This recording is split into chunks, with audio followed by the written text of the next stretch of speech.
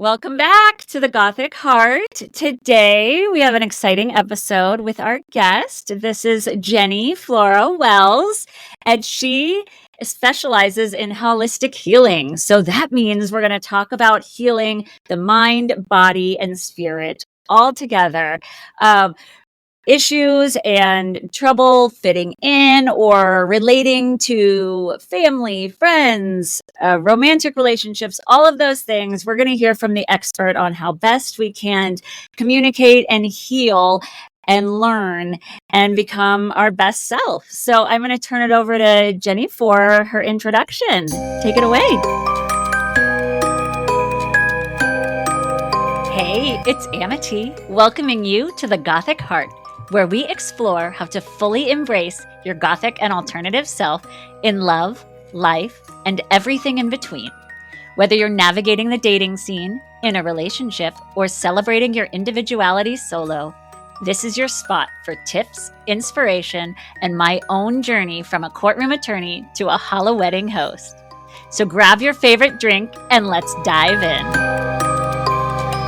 I'm so excited to be here. Thank you so much, Amity. My name is Jenny Flora Wells. I'm a holistic therapist, which basically means I have a holistic approach to therapy. And I'm also an associate clinical social worker in the state of California. So working towards my LCSW in a month, which is very exciting. And with that, I am very passionate about specializing in trauma, artists, creatives. I work with a lot of actors and musicians and people in themed entertainment too, so doing like animation and things of that nature. I really enjoy working with creative individuals. I think that it's kind of an underserved area of the mental health field and something that we need more therapists that are, interested in working with creative people. And yeah, I love it. That's fantastic. I agree with the underserved niche because, well, creatives often or always, they've got special things going on in their brain. I mean, that makes them come up with all this amazing art or theater or however it is that they express themselves. So I think that's a really unique niche that you found yourself in. And I'm really excited to see how we can tailor that. So I'd love to go with where I sort of talked about in the intro. Like, let's just start because we talk a lot about on Gothic Heart is just, maintaining your authenticity, being your best self. I mean, if you like who you are, or how to even determine if you like who you are, and then how you can maintain that with friends, family, relationships, or people who might not understand. So what can you tell us? Yeah, absolutely. So I definitely think that authenticity, it's another one of those really complex issues, right? And I think a lot of mental health issues, they can go deep. Like, we can go a lot of different ways here.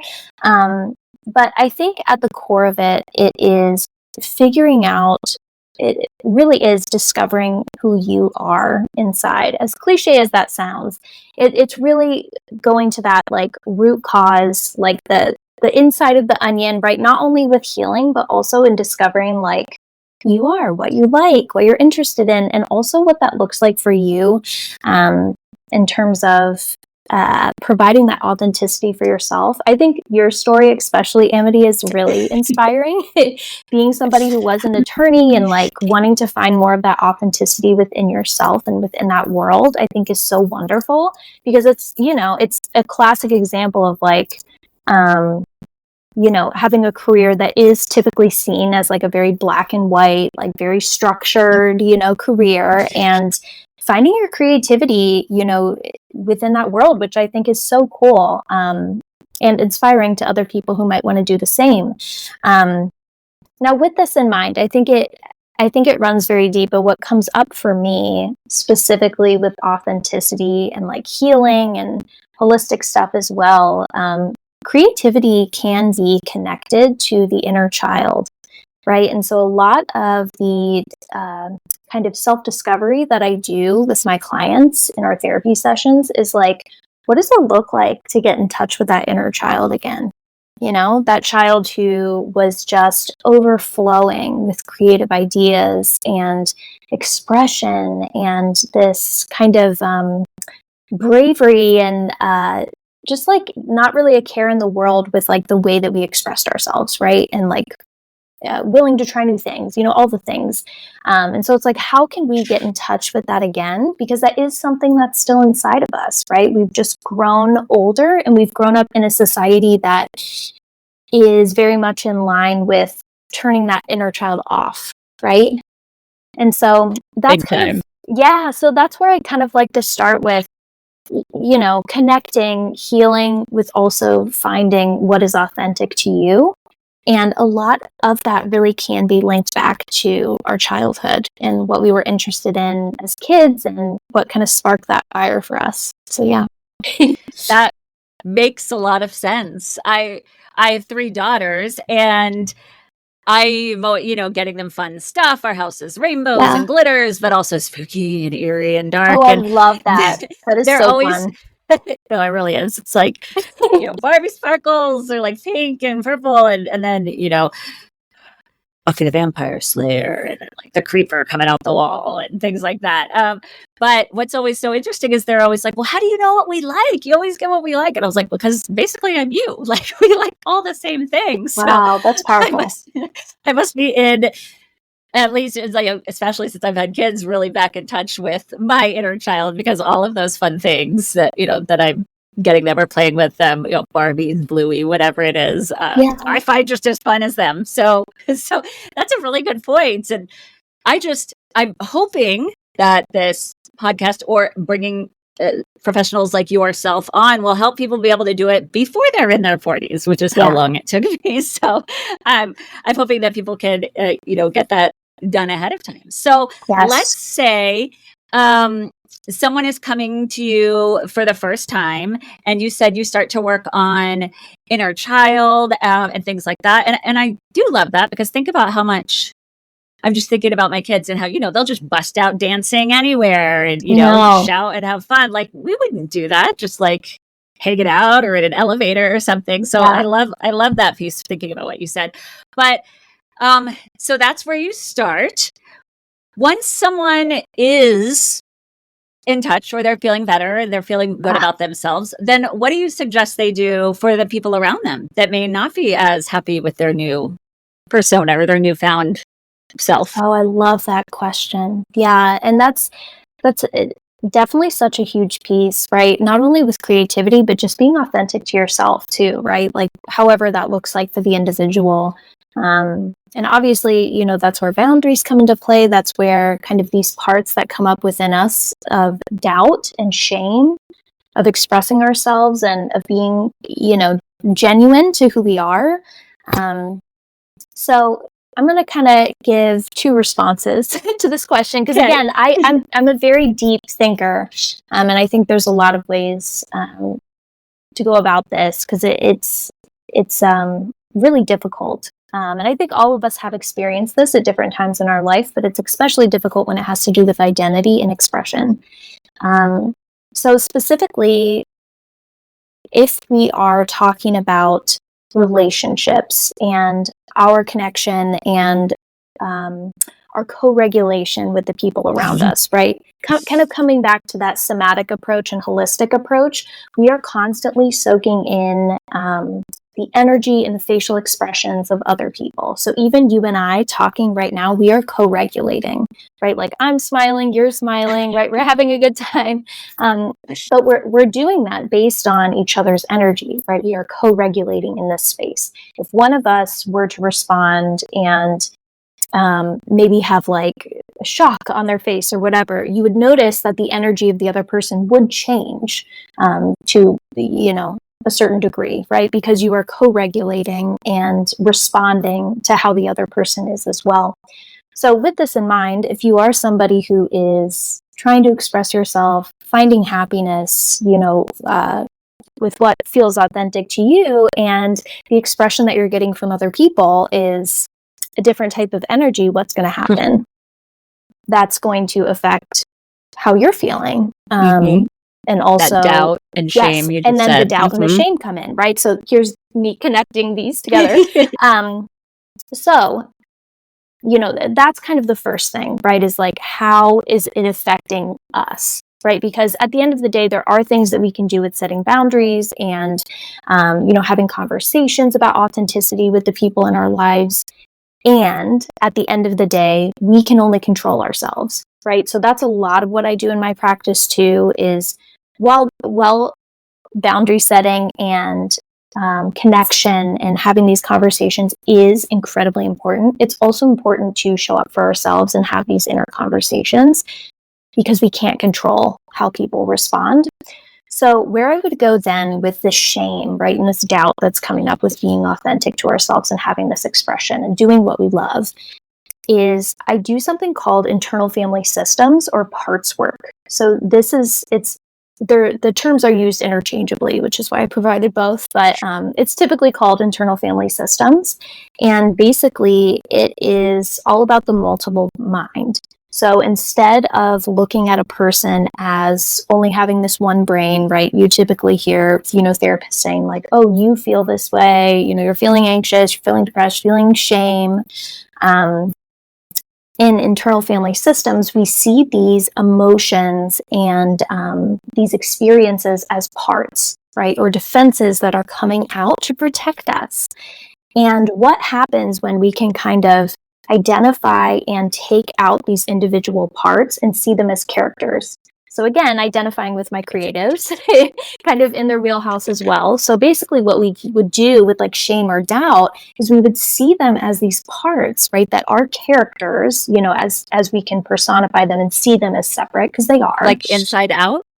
Correct. You got it before I even had the chance to mention it. Yes, I actually always encourage my clients to watch Inside Out, because it's a great example of, it's obviously very simplified, but it's a great example of what parts work looks like, and how these individual parts of us can have these, significant effects on how we're feeling. So we would see shame and doubt as these outside parts and really go in depth of getting to know them and having this compassion of like, where are these parts coming from? When's the first time that you felt these parts coming out? Was it during childhood? Was it the way that somebody made you feel? How do you see them? Do you see them as like a gremlin, or like, really getting creative with it, right? Because it helps us see it as something separate from ourselves, right? Because deep down, we are this whole soul, human that, just wants love, safety, and affection. And while these parts are experiences that are valid, right? They make sense. They're a part, right? And that's why they're called parts. So parts work is incredibly transformative for my clients. And especially for my creative people, seeing it as like a character and being able to, in a creative way, compassionately connect with these parts of ourselves, it's huge. And then when they come up in these situations, when we are being authentic to whatever that definition looks like for us, we see it in a different way. The shame isn't as heavy. It isn't something that we necessarily like get glued onto, right? Because when we experience emotions, what happens? It is heavy. Like it takes over your entire being, your ability to reason and, feel like you have control. I mean, it can get intense, right? So parts work really opens up those doors. Now, obviously, the other part of this too is, how are we responding to the people in our lives? Like, we're not just going to sit there and think about our parts, right? That's obviously a different a different avenue that we need to go down as well. So when it comes to boundaries, I like to bring awareness, the topic of boundaries, I like to bring awareness to people that there is a difference between a request and a boundary, right? And they are two different things that we can utilize at different points when we're trying to communicate with somebody. So with requests, right, we are requesting, right, with lack of a better term, that somebody, look at something a different way, treat us a different way, like we're asking a question, right? It's more like conversational. Boundaries are the, always mess up this quote, and I always want it to sound so good, and I always mess it up, but it's the space between you and I. It's the space that allows me to love myself, that allows me to love you as well as myself, right? And that's so true, because boundaries might seem to us as like, oh, I'm being mean, like this is, oh, whatever. But if we are exhibiting people pleasing tendencies and just being nice, I mean, at the end of the day, like the law of attraction and like energy is a real thing, right? We are sending out into the universe, whether it is subconscious or, something that we're not verbalizing, right? That like that is not authentic to us. That isn't something that we want to be saying. And so over time, that creates this, emotional buildup that will then explode in another way and come out into our relationships, into our own healing journey, what have you. And so you're not being nice. You're not being authentic to yourself, right? Even in those boundaries that you're trying to set, or not trying to set, rather. So with boundaries in particular, if it gets to that point, which it does for a lot of people, when they do make that request, right, and it's not respected, is I really love to use something called the assertiveness script. And this can be used for like in general communication, boundary setting, literally anything, even in situations where like you feel really emotionally activated and you don't want to, take your emotions out on the person that you're speaking with, right? Because a lot of us, I mean, all of us are guilty of that, right? Yes. So my poor husband. Yes, exactly. And it's normal. The parts get really intense, right? So basically with the assertiveness script, we are it's a way of describing our experience of how we feel without getting defensive and like accusatory in our language, because immediately what that does is you are attacking that person's parts, right? Their protective system. And then what happens? Their parts get activated and they're like, wait a minute, you're blaming me. And like, I didn't have this experience, yada, yada. And then you're both emotional and it's out the window from there. You're going to say things that you don't mean. And, it's going to be a difficult situation. So basically with the assertiveness script that I was talking about, just to like give you an example of what that looks like, this can be something that you can use backwards. You can kind of use it interchangeably. It's just the kind of structure of it that can be helpful for people. Is I feel blank. So that would be like insert the emotion or the feeling that you're experiencing, such as frightened or overwhelmed, what have you. When you do blank, and that would be a specific action or statement or, words. And what I need is blank, specific behavior change, alternative response, or a call to action. And so basically what this does is it describes how you are feeling, what your experience looks like, so you can express that and be communicative and be very direct about how you feel. And you're not accusing that person of specifically doing that, on purpose or, maliciously. It's more of like a way to just really communicate what you need to communicate and take out the emotion and the accusatory language. This is very effective because when you describe how you're feeling, you're not attacking the person. So yeah, I love it. But I've said a lot, so I'd love to hear your thoughts. I'm just wondering, I mean, I love where you went with that. And I think that's amazing. Just a side note for me, like, it's so interesting how I see everything you're saying in so many different ways. Like, Yeah. Weirdly enough, like I'm not even applying it to myself. And maybe because I feel like I found my authenticity, but I keep thinking about my kids and my husband and things like that. So it applies in so many different ways. But what I'm thinking is, okay, so we've got this appropriate way of communicating without attacking. But what sort of response are we looking for here? Because, well, not looking for, but I could see, um, a typical boomer response. Well, it's just because I was a bad, so I'm the worst parent there ever was, or, whatever. Or someone will be like, ugh, you always think the worst of me, or things like that. So how do we continue that communication if we are not someone's not seeing it or not getting the response. And Yeah. obviously it's not a one-off. It's not someone we're ready to kick out of our lives right away. So where do we go from there?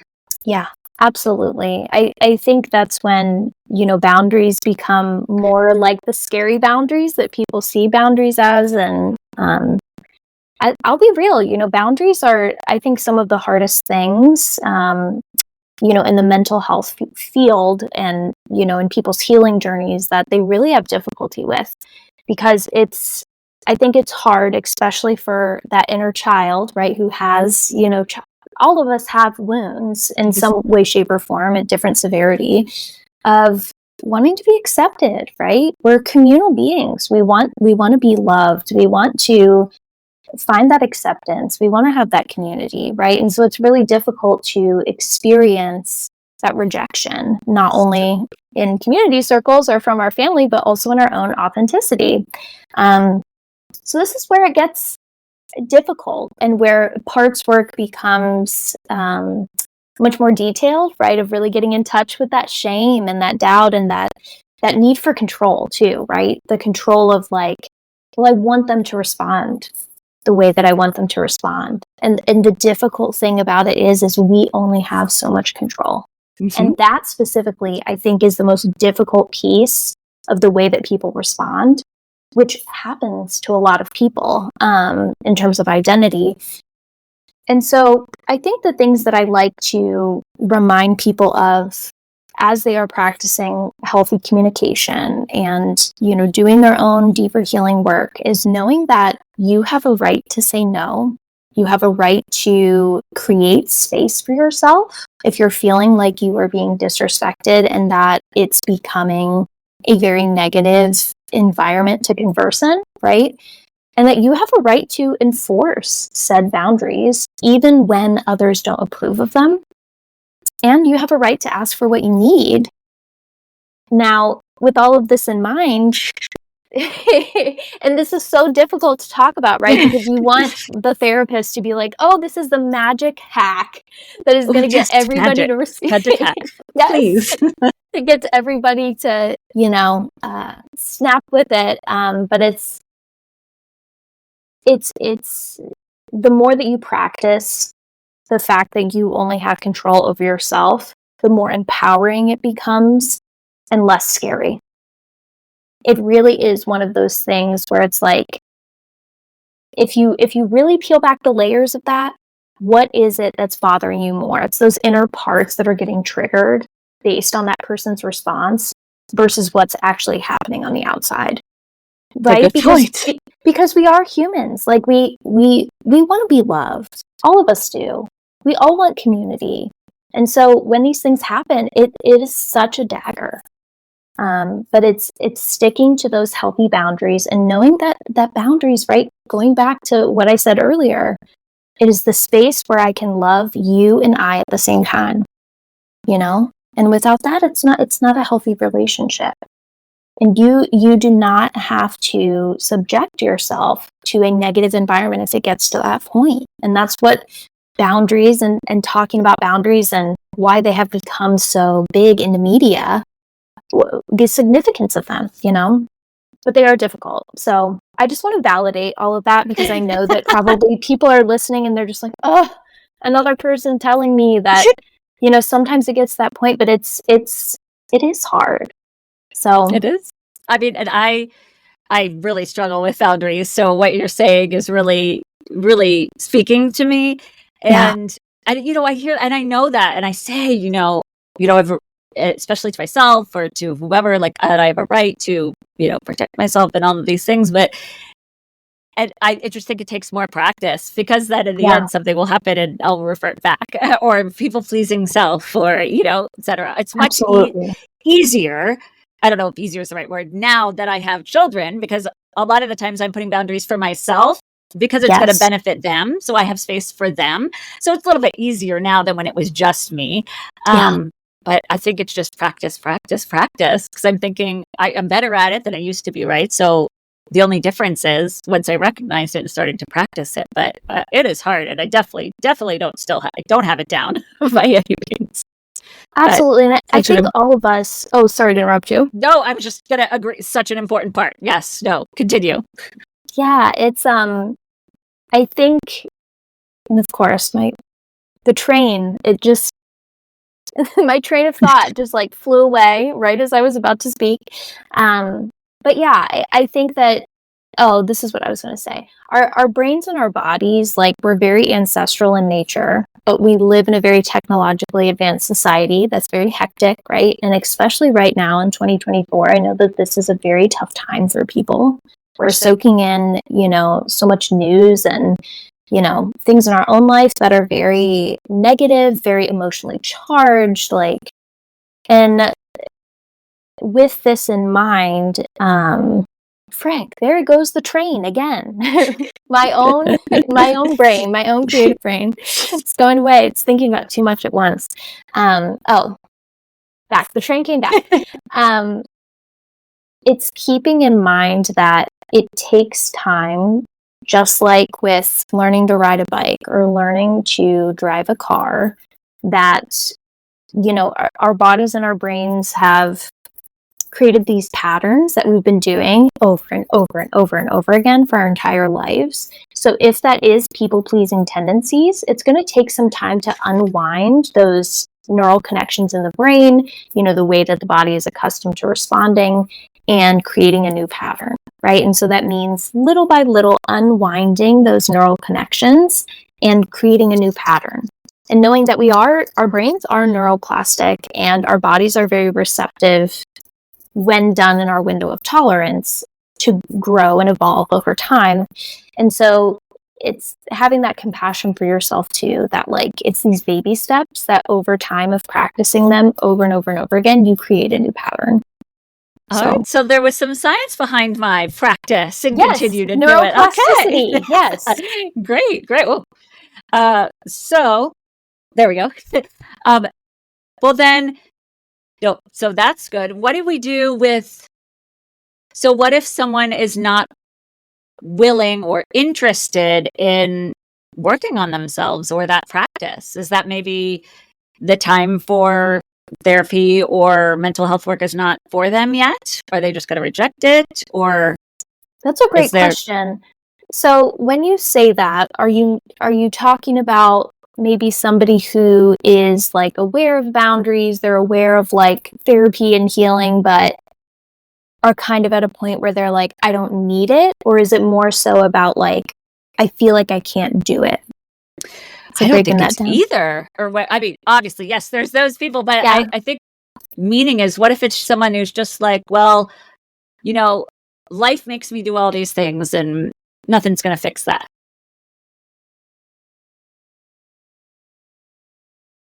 Obviously, that's hard, huh? Yeah, it is hard. You're throwing all the curveballs.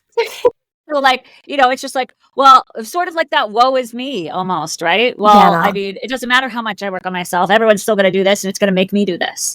Yeah. Is it even worth approaching at that point? Mm-hmm. I think when it comes to like, if we're talking about like from a clinical perspective, if somebody is open to doing therapy with that sort of mindset, I would be hesitant. Well, at least from what you have described. Man, my attention span, I'm going everywhere. Well, I just threw a huge curveball at you. You did. So I think if we're talking about therapy in general, there does have to be a certain amount of readiness that an individual has to have to do some of this deeper work.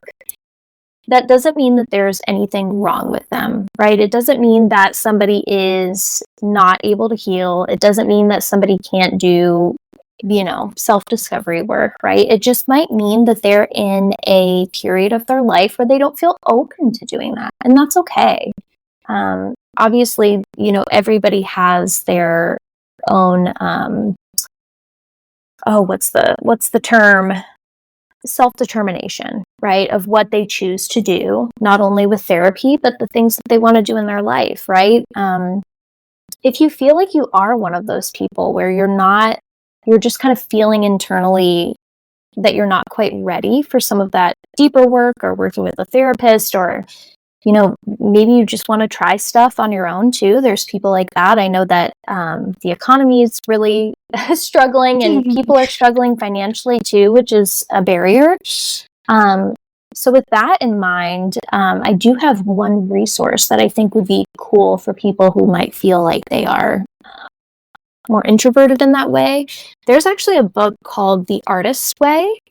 And I recently looked this up for somebody. It's like $8 on Amazon right now as of June 12th, 2024. So I don't know if it'll change, but it's a book, and the author's name is Julia Cameron, I believe. And it's a really beautiful book that intertwines the creative process and being an artist, and, whatever your kind of form of art is, it doesn't matter. And it's basically combining that with your own healing journey and self-discovery.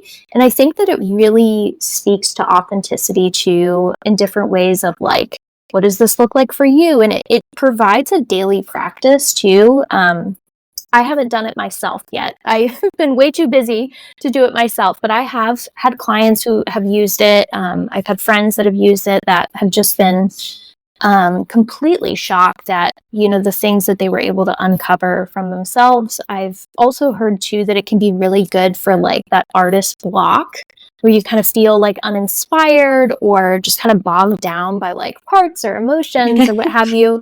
So that's a really good resource for people who might not feel like they're at a point yet of wanting to work with somebody or doing something deeper and, things of that nature. They can do that on their own time. And I would also just encourage people to, what does it look like to have some somatic awareness? No, I'm not one of those people that's asking you to sit down right now and meditate. I know that people always roll their eyes, and I'm speaking to the viewers, because it can obviously be very hard for people to just right now sit down and meditate because, obviously we live in a society where we are taught to push away our emotions, just keep going, keep working, keep doing. And so meditating and sitting still can feel dangerous to our body, right? It can feel uncomfortable. It can bring up anxiety and depression and be really uncomfortable for people. But with somatic awareness, it's kind of like, a pathway of, if meditation is something you want to do, it's a great like starting thing to kind of utilize, but it's also something that you can do to just kind of feel into your body and, who you are and how you're feeling on a day-to-day basis, which again is in line with creativity and authenticity. So with somatic awareness, it can literally be as simple as, what does it feel like for me to sit here? If I feel safe doing so, maybe closing my eyes. And what am I feeling in my body? Like literally, this can be like a 2-minute practice. Like doing a body scan. What do I feel in my head? Closing your eyes, really thinking about that. What am I hearing? Bringing in those senses. What am I feeling in my neck? And just allowing yourself to notice what that experience looks like for you.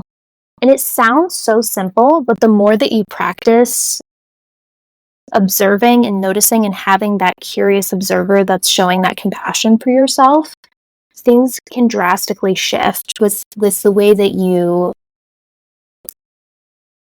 can really have that love for yourself and your own journey. And sometimes, that's the best way to start for people that are feeling overwhelmed by all the fancy terms out there right now when it comes to healing. So, yeah. I love that you said that's a great place to start, because yes. I get it, because in my head, I was just thinking like, what a great way to kind of tie all of this together, because actually in these past years, I've been trying to work a way where I can be more open to meditation. I 100% see the benefits, and I am 100% one of those people who's like, I can't turn my brain off, I can't sit still, etc. So hard. Yeah. Yes. And so what you're talking about, not necessarily that I'm doing like in a conscious way, But now that you're saying it like that, that's less space. And I'm not turning really my brain off. I am thinking about my body and Yes. what it's feeling. But it's something I actually do with my kids all the time. Like when she's running around being silly or, really, really angry or frustrated, throwing things in my head. I'm just like, where are you feeling that? Where in your body is that anger and stuff? And Yeah. why am I not doing that for myself? Which is what you just pulled up right Yes. now. So, I I'm actually, you know what? I'm gonna try that body scan and everything. I'm asking my kids to do it. I should, of course, be able to do it myself. So that's awesome. I like that you brought. Well, at least for me personally. Hopefully, it Yeah. resonates with some listeners as well. So with everything that we've talked about, which has been really powerful and interesting to me on so many levels. I mean, I think our listeners are going to find it on their own personal levels as well. But can we just sort of summarize exactly how this and everything that you've discussed is a holistic approach to healing versus maybe Yes. the traditional ways that we've heard about in the past, and what the benefits are, and why we're bringing this up? Yes, absolutely, absolutely. So basically, and I'm talking about this in a very general sense. I don't want people to think that I am putting traditional therapists under an umbrella where like all of them are the same. And I'm in no way saying that, but typically traditional therapy, I mean, it's in the term traditional, right? It is considered a top-down approach, which if you really zoom into top-down and the concept of top-down, it's pertaining to the top regions of the brain, right? Like with CBT, some people might have heard of CBT if they're familiar with therapy. It's cognitive behavioral therapy. You're utilizing talk, like we're doing right now, right? We're utilizing language, and basically you are isolating your thoughts, feelings, and behaviors and how they are affecting your life, right? And doing different exercises and things in therapy to bring awareness to those behaviors and thoughts and things of that nature. That is traditionally commonly what traditional therapy looks like. It's very cognitive based. So it's based in language, it's based in talking. Obviously, different traditional therapists might do it a little bit differently, but that's commonly what therapy looks like for a lot of people. And what you'll see and I have been a case manager at a nonprofit. I've worked with hundreds of people from across the globe and helping them find therapists and just having these conversations, right? Of like, what has therapy been like for you, even before becoming a therapist myself? And you would not believe how many people, when you talk to them about therapy, will say, well, yeah, I loved my therapist. They were a very nice person, and obviously I learned a lot about myself. But all of the deep stuff that I came to therapy for is still there. And they will talk about how they feel like what's there at the root, what's there at the center,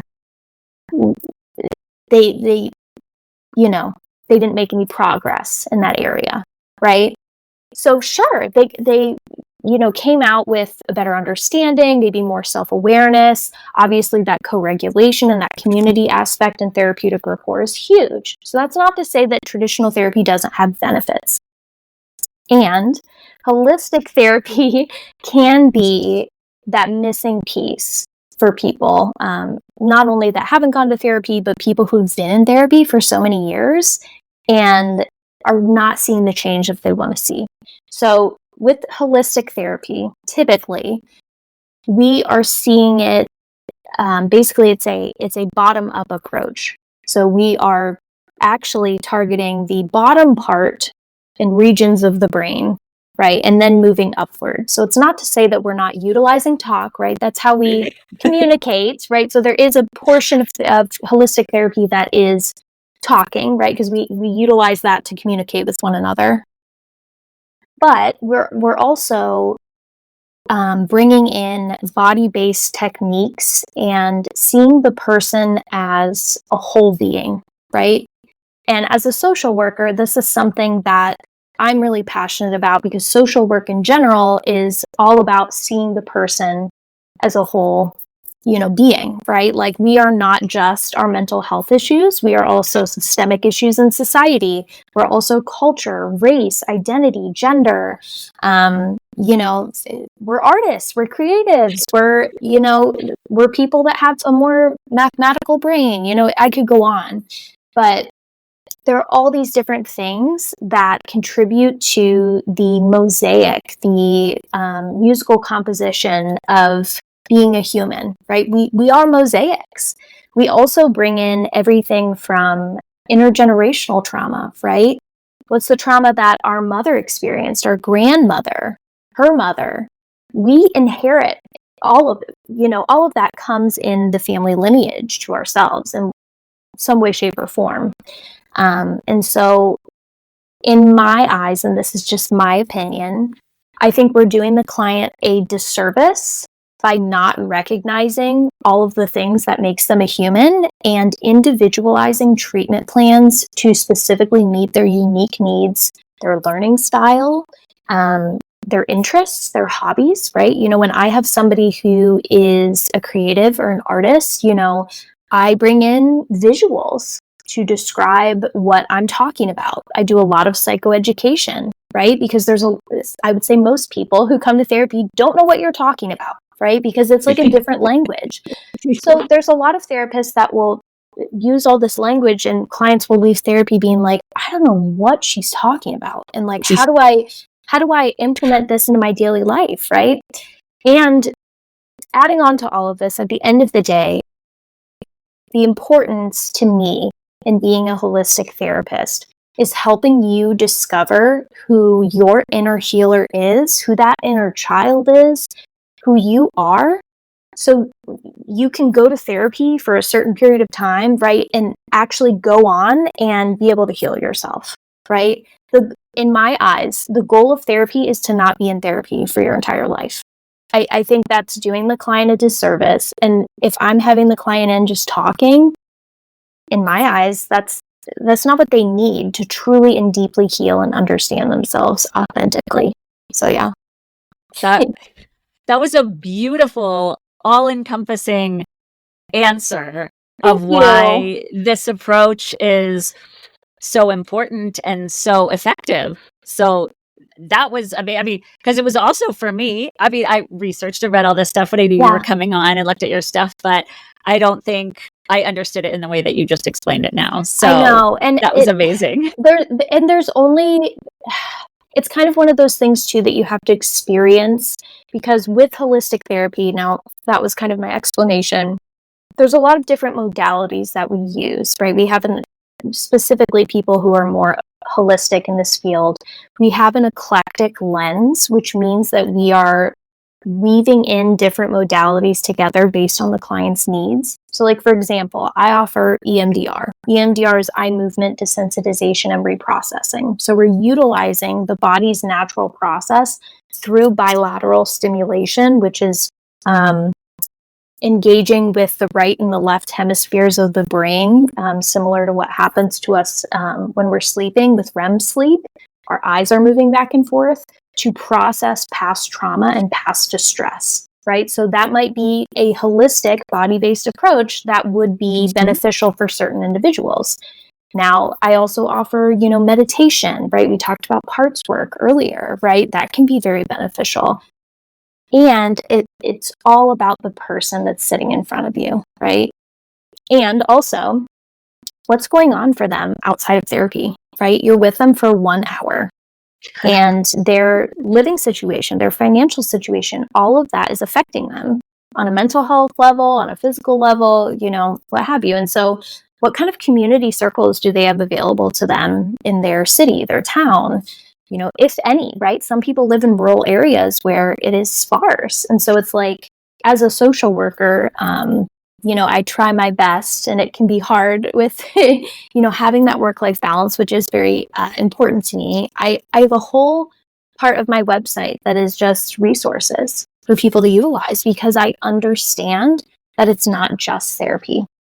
It's all about. We're going to link all of that. Yeah, for all of our listeners, we're going to link it, because it's something that anybody can use, even if somebody isn't in California.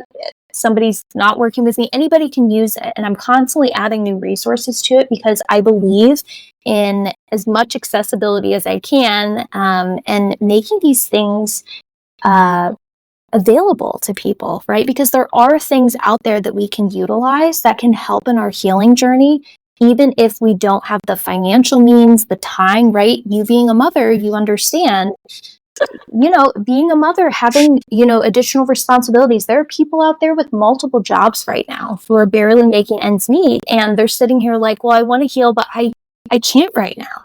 And so it's like, how can we help people as best as we can in doing what they can with the time that they have to be there and to have that presence with themselves, even if it is just 2 minutes a day. I'm talking to all the viewers out there, like, it makes a change over time. And it really is that practice of presence and doing the best that you can. And there are resources out there. It's not going to check off all the boxes, but it's helpful. That 2 minutes a day you just said, that's that Yes. 2 minutes body scan we already talked about. Free guys. Yes. I mean, but also your resources. But that's actually one of the reasons why I was so excited to bring you on, was your accessibility piece, because that's one of my main missions. Aside from this podcast, I make custom jewelry. That is what I do. I'm a custom jewelry designer. It's amazing. And accessibility is a big thing. At least, back when I got engaged or got married, couldn't find what I needed. And if the custom was the route or doing everything, that was way out of my league, budget wise, or how to find someone wise or anything. There was no accessibility. And I think the stigma for custom or therapy or literally all those things still holds that high.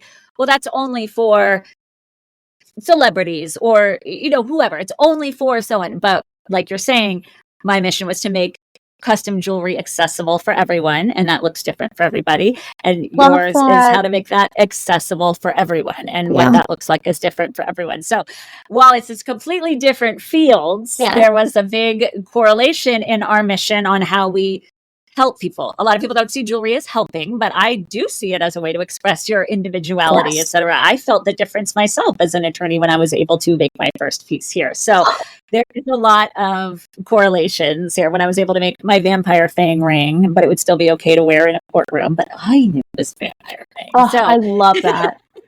So definitely correlations there. So that's why I was really excited to bring you on, to bring that full circle.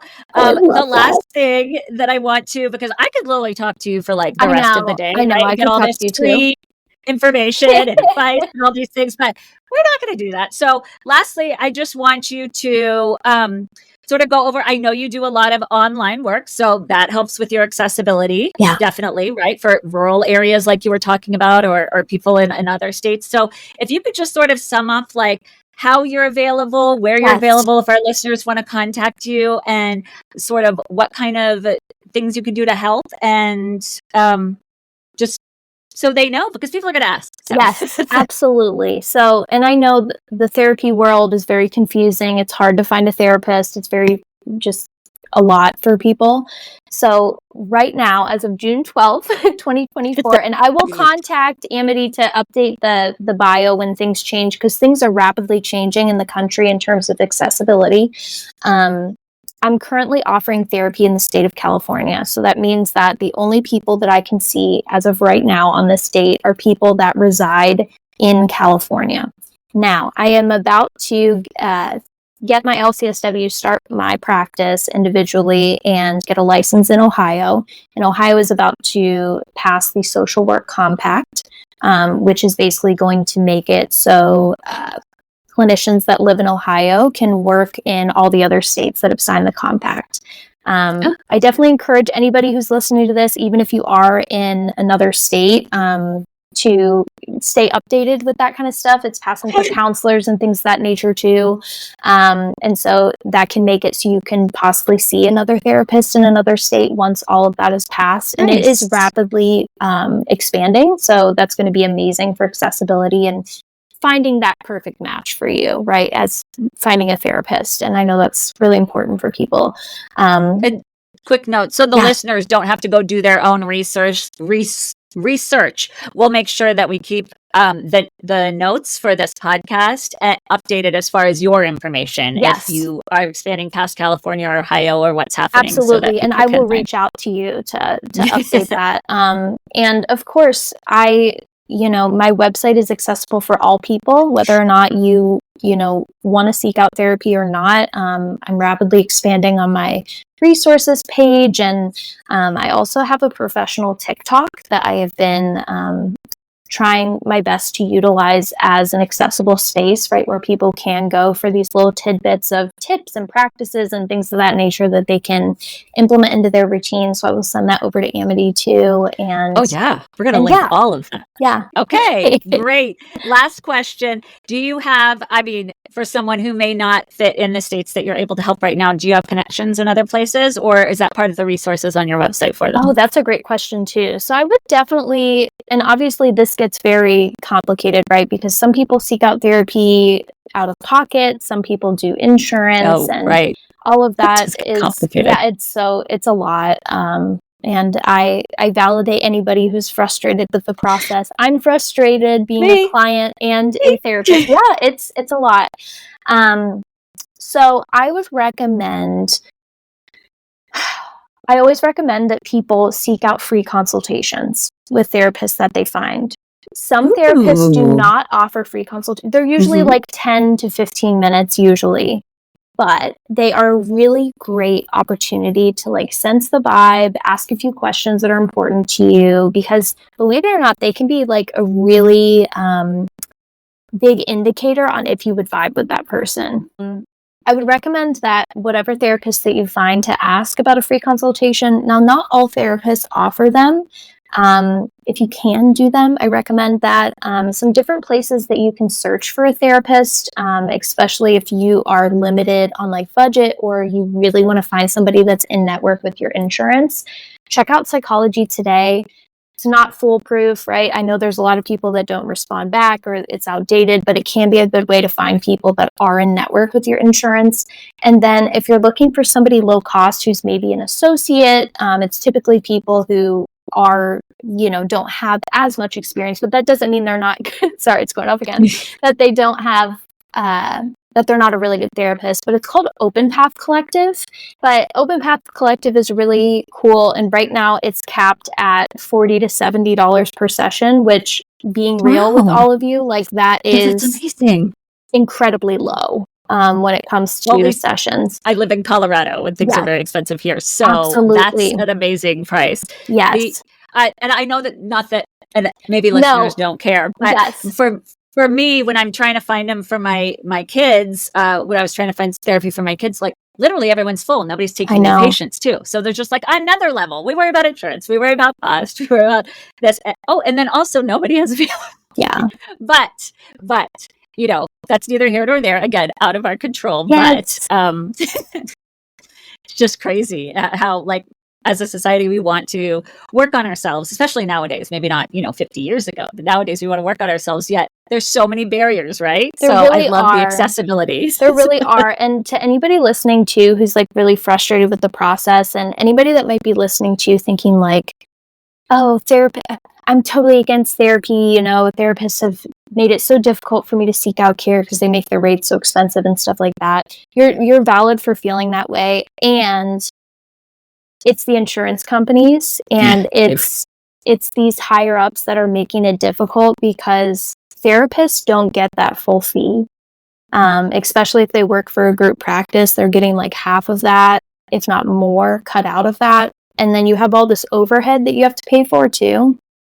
And you can't see like 7 people a day because that would be 7 straight hours of like intense connection, right? Which is like a lot on people. And you have to take care of yourself. Yes, all this is getting put on you, yes. Right? And so people forget that too, that it's like, and I totally get it because I've been a client myself and I'm like, why are they charging so much? But it makes sense if you really do the breakdown. I mean, therapists in general do not make, typically, they don't make it, an arm and a leg. It's Yeah, it's very much a systemic issue. It's hurting therapists and clients. I mean, so we could talk about healthcare all day long, right? yeah. Oh boy. But the most important part of it is that there are therapists like you. They may be hard to Yes. find, but they are out there that are providing more accessibility and resources and ways to help. Your TikTok things like little tidbits, or that 2-minute body check that we just talked about today. So it does exist. And you are first step in finding it for anyone that's listening. So yeah. And my last thing, to anybody who's looking for a therapist that might have a similar approach, looking for somebody who has the word eclectic or individualized or person-centered are really great starting points, or holistic. Typically, those are kind of the terms that therapists use to describe that they are more individualized. So yeah. That's a very good tip, because exactly how we're going to be able to differentiate between the two. So that's amazing. Okay. Well, that's fantastic. Okay. I know we could go on forever, but nobody's going to want to listen to a 5-hour episode. Yes. Except me. But I love everything you talked about here. And I know I sort of picked and choose what would apply to our listeners and what we talk about here. But is there anything that I missed there's something I missed. This is completely side note. That's not really applicable, but I'm very excited for Inside Out 2. I think it comes out this weekend. God. Because there's anxiety is one of them. And that is something me and my kid, I need to go see it. I'm going to go see it. So anxiety is one of the new emotions. So I'm super excited to see how they do that. But that was just a side note. Yes. Everybody go see it. Missing? No. Go see it, but plugging it. But is there anything I missed that you wanted to make sure you let us know? I'm a sucker for this quote from Ram Dass, but we're all just walking each other home. So showing yourself that extra compassion today, even if it's just for 2 minutes, doing something that you enjoy, doing something that feels authentic to you, I highly encourage you to do so. And knowing that you are loved for being the authentic you, and keep doing you. Yeah. That was such a beautiful way to wrap this up. I love it. Well, we are going to have everything linked below, all of your website, your TikTok, anything else we talked about, especially because I did an episode, a solo episode, talked about, do you like who you are, and how to sort of discover that. And again, I wasn't a professional. It's just how I did it. So we can link it to, and now we've got you talking about it, how to do it on a professional level. So I will have all that linked below. I would love it. Listeners, please like, share, follow, subscribe. You know someone who could benefit from something that Jenny had to say today, or that we've talked about. And that's how we can keep going on. So thank you all so much for being here. And thank you, Jenny. And we will see you guys next time.